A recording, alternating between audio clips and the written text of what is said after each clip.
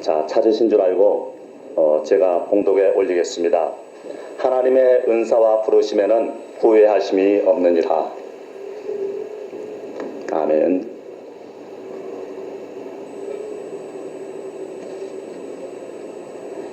오늘은 하나님이 쓰시는 사람, 이런 제목으로 하나님의 말씀을 대언하고자 합니다. 예수님을 믿고 구원을 받아 교회 생활을 하고 있는 성도들 중에도 뭔가 하나님의 일을 해야 되는데 하고 어떤 죄책감 속에서 지내는 분들이 많습니다. 성경은 예레미야 48장 10절에서 말씀하기를 여호와의 일을 태만히 하는 자는 저주를 받을 것이요, 그렇게 말씀을 하고 있습니다. 그러나 우리가 깨달아야 할 것은 성도라면 누구나 어떤 형태로든 하나님의 일을 하면서 살고 있다는 사실을 알아야만 되는 것입니다. 그러면 하나님의 일이 구체적으로 무엇일까요? 요한복음 6장 28절에서 29절을 보면은 무리가 예수님께 와서 이런 질문을 합니다. 우리가 어떻게 하여야 하나님의 일을 하오리까? 그 질문에 예수님이 뭐라고 대답을 하셨습니까? 하나님의 보내신 자를 믿는 것이 하나님의 일이니라 그랬어요. 교회에 와서 청소를 하고 꽃꽂이를 하고 봉사를 하고 또 선교를 하고 아니면 목회를 하는 것만이 하나님의 일이 아니라 예수를 믿는 것이 하나님의 일이라는 것입니다. 믿어지지 않습니까? 우리는 어떤 낱말의 의미가 궁금할 때 무엇을 보면은 그 궁금증이 확실하게 해소가 됩니까? 국어사전이잖아요. 마찬가지입니다. 우리가 신앙생활을 하면서 부딪히는 이 용어의 정의, 낱말의 뜻, 이것은 어떤 신학자의 말보다도 어떤 성경학자의 말보다도 성경에 기록한 것이 가장 정확한 의미인 것입니다. 그러므로 예수를 믿는 것이 하나님의 일을 하는 것이요, 예수를 잘 믿는 것이 하나님의 일을 잘 하는 것입니다.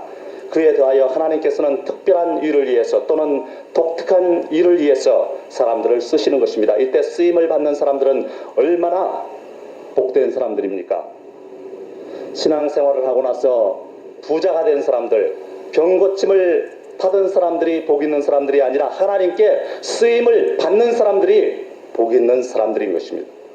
일국의 대통령이 저 말단에 있는 직원을 들여다 써도 영광스러운데 천지를 창조하시고 우리의 생사 여탈권을 쥐고 계실 뿐 아니라 온 인류의 생사 화복을 주관하고 계시는 하나님이 나를 알아주시고 나를 쓰시겠다니 이 얼마나 감사한 일이며 이보다 더한 복이 어디에 있겠습니까? 그러나 하나님께서는 아무나 쓰시지 않습니다. 하나님께서 그러면 어떠한 사람을 쓰실까요? 첫 번째로 하나님은 믿음 있는 사람을 쓰시는 것입니다. 하나님의 세계는 이 세상과는 전혀 다른 세계인 것입니다. 이 세상은 이성이 지배를 하고 있어요. 이 세상은 인간의 상식이 지배하는 세계인 것입니다. 머리로 이해할 수 없는 것은 인정하지 않는 세계예요. 그러나 하나님의 세계는 인간의 이성이나 상식을 뛰어넘는 세계인 것입니다. 이해할 수 없는 것도 마음으로 받아들이고 보이지 않는 것도 소망하면서 기다리면서 사는 세계예요. 이 세상에서는 사람을 쓸 때 여러분 어떤 사람을 씁니까? 능력 있는 사람을 쓰잖아요. 대다수의 사람들과 같은 사고방식을 지닌 사람, 같은 취미를 가진 사람, 상식적인 사람을 쓰는 것입니다. 이 세상은 밥 잘 먹고 술 잘 마시고 화투도 잘 치고 잘 놀고 그런 사람이 환영을 받는 세상이에요. 이 세상은 예수를 믿는 사람은 싫어하는 세상이에요. 예수 믿는 사람을 배척하는 세상인 것입니다. 그들은 술도 안 마시죠. 화투도 안 치죠. 저급하고 질펀하게 노는 것도 싫어하죠. 배척의 대상인 것입니다. 그러나 여러분 실망하지 마십시오. 그런 여러분을 환영하는 곳이 있어요. 어디요? 하나님의 나라.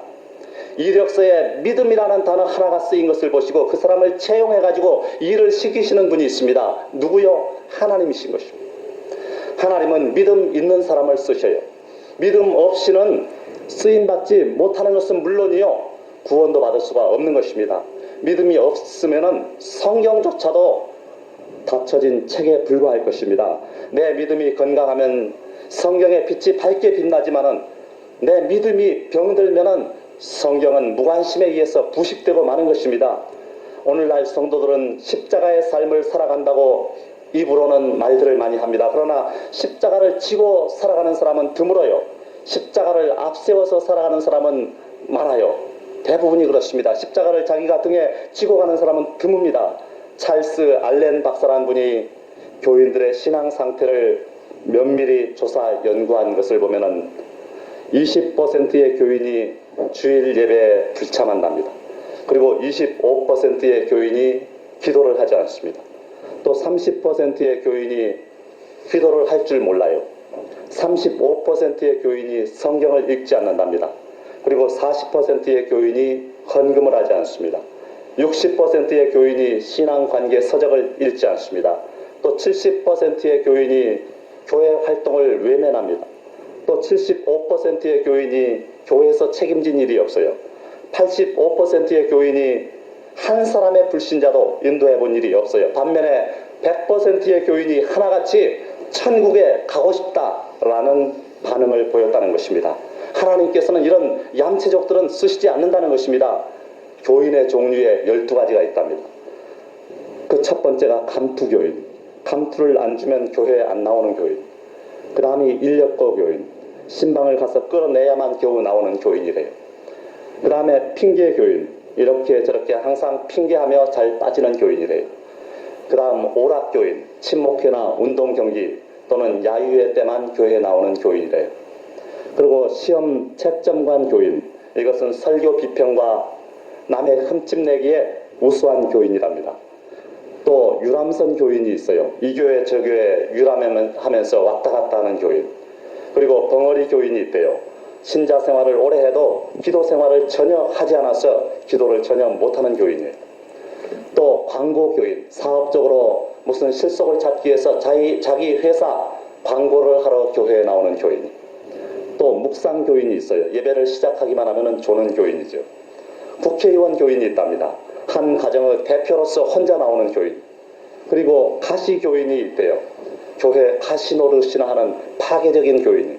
그리고 장례의원 교인이 있답니다. 부모의 장례식을 준비하기 위해서 미리 나오는 교인. 이런 사람도 하나님은 쓰시지 않는다는 거예요. 하나님은 믿음 좋은 사람을 쓰시는 것입니다. 진실한 믿음, 열심 있는 믿음, 뜨거운 믿음을 가져서 크게 하나님께 쓰임받는 여러분이 되시기 바랍니다. 두 번째로 하나님은 기도하는 사람을 쓰십니다. 믿음이 있는 사람 치고 기도 안 하는 사람이 있겠습니까마는 믿음이 있어도 기도하지 않으면 그런 사람은 하나님께서 사용하지 않는다는 것입니다. 칼빈은 말하기를 기도는 믿음의 최상의 실천이며 우리는 기도를 통해서 매일 하나님의 은혜를 받는다. 그렇게 말했습니다. 그러면서 기도해야 하는 이유를 6가지를 말했어요. 하나님을 항상 찾으며 사랑하며 섬기겠다는 소원과 열의가 우리 마음속에 불릴 듯 하기 위해서 기도하라는 것입니다. 그리고 하나님께 알려드리지 못할 부끄러운 욕망이나 소원이 우리 마음에 침입하지 못하도록 하기 위해서 기도하라는 것입니다. 또 하나님께서 여러 가지 은혜를 주실 때 진심으로 감사하면서 받을 수 있도록 하기 위해서 기도하라는 거예요. 또 우리가 구하던 것을 얻고 하나님께서 기도에 응답해 주셨다는 확신으로 하나님의 인자하심을 더욱 열심히 명상하도록 하기 위해서 기도하라는 것입니다. 그리고 기도로 얻었다고 인정하는 것들을 더욱 큰 기쁨으로 받아들이도록 하기 위해서 기도하라는 겁니다. 마지막으로 우리의 연약한 정도에 따라서 습관과 경험으로 그의 섭리를 확인하도록 하기 위해서 기도를 하라고 그랬습니다. 서아프리카에 크리스천들이 살고 있는 한 작은 마을이 있었답니다. 그런데 그 마을 사람들이 사는 집에는 기도를 하는 방이 없었대요.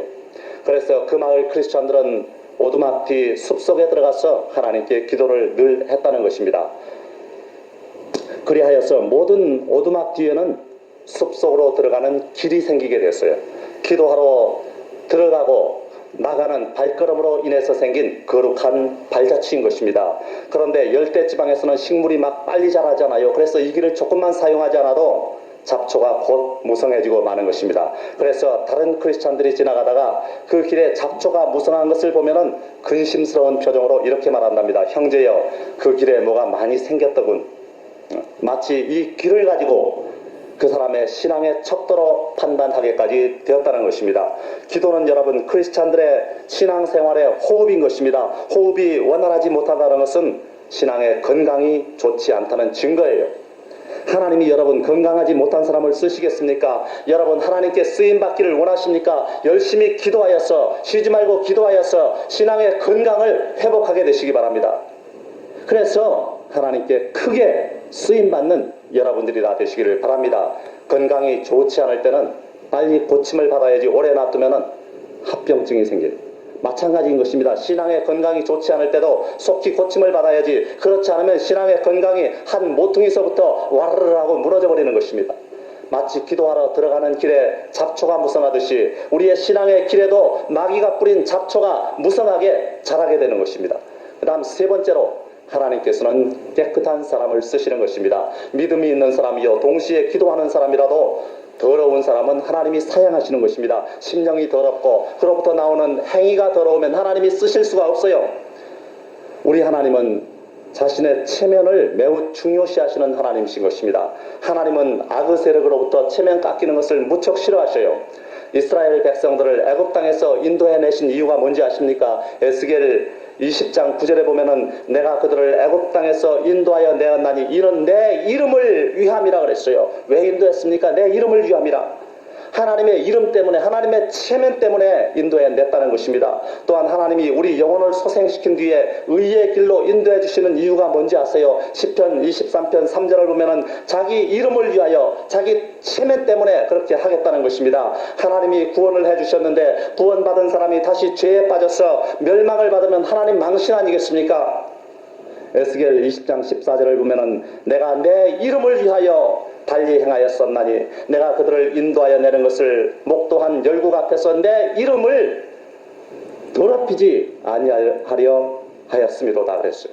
이처럼 자기 체면과 자기 이름을 중히 여기시는 하나님, 그런 하나님이 마음과 행실이 깨끗이 못한 사람을 썼다가 그 사람이 무리를 일으켜서 하나님께 욕이 돌아가게 되면은 하나님이 그것을 어떻게 참으시겠습니까? 이것이 바로 하나님이 깨끗한 사람을 쓰시는 이유인 것입니다.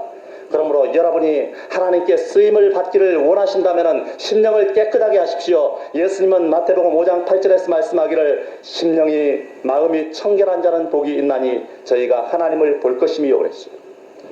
또 심령을 청결케 할 뿐만 아니라 행위를 바르게 가져야만 되는 것입니다. 시편 101편 8절을 보면은 죄악 행하는 자는 여호와의 성에서 다 끊어지리로다 그랬어요. 범죄자에게는 구원이 없겠다는 것입니다. 또 시편 50편 23절을 보면은 감사로 제사를 드리는 자가 나를 영화롭게 하나니 그 행위를 옳게 하는 자에게 내가 하나님의 구원을 보이리라 그랬어요. 감사로 제사를 드리는 것이 그 행위를 옳게 하는 것이라는 것입니다. 그리고 그 행위를 옳게 하는 자를 하나님이 구원해 주시겠다는 것입니다.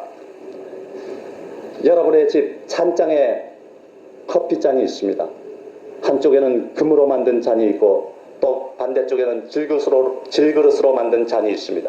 그런데 금으로 만든 잔은 구입한 지가 오래돼서 그동안 한 번도 써본 적이 없어서 먼지가 수북하게 쌓였어요. 반면에 질그릇으로 만든 잔은 자주 써서 깨끗합니다. 여러분, 갑자기 손님이 왔습니다. 어떤 잔을 쓰시겠습니까? 하나님께 쓰임받기 원하는 여러분, 마음을 청결케 하십시오. 그리고 행위를 옳게 하십시오. 그럴 때 하나님께 크게 쓰임받는 복이 여러분에게 임하게 되는 것입니다. 그 다음 네 번째, 하나님은 준비된 사람을 쓰시는 것입니다. 믿음도 있고 또 기도하는 사람이요, 그리고 깨끗해도 준비가 되지 않으면 하나님이 쓸 수가 없는 것입니다. 뭐 갖추고 있는 게 있어야 쓸 거 아닙니까? 농부는 여러분 낫이나 괭이나 호미, 삽 같은 농기구가 있어야 일을 합니다.